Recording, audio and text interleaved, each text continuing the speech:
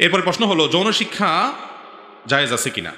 দেখুন, আজকাল যৌন শিক্ষা নামে একটা আলাদা সাবজেক্ট বের হয়েছে। পৃথিবীর বিভিন্ন দেশে অনেক আগে থেকেই আছে, আমাদের দেশে সম্প্রতি চালু হয়েছে এবং অনেকে এটার গুরুত্ব বুঝিয়ে থাকেন। সন্দেহ নাই যৌন শিক্ষা একটা লেভেল পর্যন্ত দরকার আছে। যেমন একজন প্রাপ্তবয়স্ক ছেলে প্রাপ্তবয়স্ক হওয়ার আগে, যখন সে প্রাপ্তবয়স্ক হচ্ছে, পূর্ণ যৌবনে পদার্পণ করছে, ওই টাইমটাতে সে গোসল ফরজ হলে সে কি করবে কি না করবে এই সমস্ত বিধিবিধান কোরআন হাদিসে আছে না নাই? অতএব ইসলাম তো এতটুকু লেভেল পর্যন্ত যৌন শিক্ষা দেওয়ার কথা বলে। একজন মেয়ে তিনি প্রাপ্তবয়স্ক হচ্ছেন, তার মাসিক শুরু হচ্ছে, মাসিক শুরু হওয়ার আগেই বাবা মার জন্য কর্তব্য হলো তাকে এই জ্ঞান দেওয়া যে প্রাপ্তবয়স্ক হওয়ার পর, মাসিক শুরু হওয়ার পর তিনি কিভাবে চলবেন, কিভাবে নাপাক থেকে পাক হবেন, নাপাক হলে তখন তিনি কি কাজ করবেন না কি কাজ করবেন। তাহলে এগুলো সবগুলো তো যৌনতা সংশ্লিষ্ট ইলম এবং জ্ঞান। ইসলাম এই জ্ঞানগুলো দিতে বলে। যৌন শিক্ষা বলতে যদি আপনি তরুণদেরকে কিভাবে তাদের তারুণ্যে তথাকথিত নিরাপদ যৌনতা করবে, বিবাহ বহির্ভূত সম্পর্ক কিভাবে করবে, তথাকথিত নিরাপত্তার পথ আপনি দেখান, তাহলে এগুলো বরং যুবকদেরকে উস্কানি দিয়ে তরুণদেরকে, উঠতি বয়সের ছেলে মেয়েদেরকে নষ্টামের দিকে যাওয়া, স্বভাবজাত যে লাজুকতা আছে সেটাকে নষ্ট করার মাধ্যমে সমাজ এবং পরিবার আরো ধ্বংসের দিকে যাবে। এর মাধ্যমে ভালো কিছু আসবে না।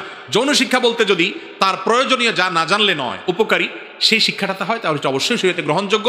তবে সেটা ওপেনলি সবার সামনে বিভিন্ন বয়সের বাচ্চাদেরকে, বিভিন্ন বয়সের শিক্ষার্থীদেরকে শেখানোর চাইতে ইসলাম বলে সেটা পারিবারিক বলয়ের মধ্যে হবে।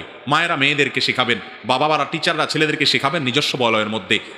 লজ্জা শরমের যে গণ্ডি আছে সেটা যেন ক্রস না করে। এটা ক্রস করে গেলে সেটা কোনো সমাজের জন্য, কোনো পরিবারের জন্য ভালো কিছু হবে না। যৌন শিক্ষা যে সমস্ত দেশে দেয়া হয়, সে সমস্ত দেশে তরুণদের, উঠতি বয়সের যুবক যুবতীদের দুরবস্থা কত ভয়াবহ, এবং অল্প বয়সে গর্ভপাত, গর্ভধারণ এবং এই হারাম রিলেশনে জড়িয়ে তাদের জীবনকে ধ্বংসের দিকে নেওয়ার যে হিড়িক, সেই রেশিওগুলো, সেই জরিপগুলো আল্লাহর ওয়াস্তে একটু অনুসন্ধান করে পড়ার চেষ্টা করবেন, জানার চেষ্টা করবেন। যারা মনে করেন তথাকথিত এই যৌন শিক্ষার নামে যুবকদের, তরুণদের লাজুকতা এবং তাদের লজ্জাশীলতা দূর করে ফেলতে হবে, বেহায়া করে দিতে হবে, এবং যা দরকার তা, যা দরকার না তাও তাদেরকে শিখাবেন। দেখুন, আল্লাহ রাব্বুল আলামিন মানুষকে এমনভাবে, মানুষ না শুধু সব প্রাণীকে এমনভাবে সৃষ্টি করেছেন, একটা বয়সে যখন চলে যায় যৌনতা সংশ্লিষ্ট অনেক বিষয় আছে সে নিজে নিজে জেনে যায়। ঠিক না ঠিক? এই জন্য ডক্টর খন্দকার আব্দুল্লাহ জাহির রহমাল্লাহ বলতেন, যৌনতা এটা প্রমোটেড বাই আল্লাহ সুবহানাহু ওয়া তাআলা, এটা সৃষ্টিগতভাবে প্রমোশন প্রাপ্ত।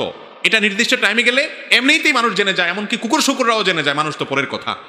আপনি যদি আগে থেকে সুড়সুড়ি দিতে থাকেন, উস্কানি দিতে থাকেন, অযথা খোঁচাখুচি করতে থাকেন এবং সে প্রমোটেড জিনিসটাকে যদি আরো প্রমোশন করতে থাকেন, তাহলে অ্যাক্সিডেন্ট হবে। যেটা এমনি প্রমোটেড, ওটাকে আরো বেশি প্রমোশন দিতে গেলে দুর্ঘটনা ঘটবে। প্রমোটেড যেটা, সেটাকে কন্ট্রোল করা শিখাইতে হয়। এই জন্য ইসলাম বলে যৌনতাকে কন্ট্রোল করো, প্রমোশন দিও না। আর সেকুলার সমাজ বলে এটাকে আরো প্রমোশন দাও। তো প্রমোটেড জিনিসটাকে আরো প্রমোশন দিতে গেলে দুর্ঘটনা হয়। ঠিক না ঠিক? গোটা পৃথিবী ধ্বংস হয়ে গেছে। এখন মুসলমান সমাজকে ধ্বংস করার জন্য ইহুদি নাসারারা আমাদেরকে নানান আইডিয়া দিচ্ছে। আমরা যতটুকু উপকারী ততটুকু গ্রহণ করব, ক্ষতিকরটা বর্জন করবো। আল্লাহ তাআলা আমাদেরকে সে তৌফিক দান করুন।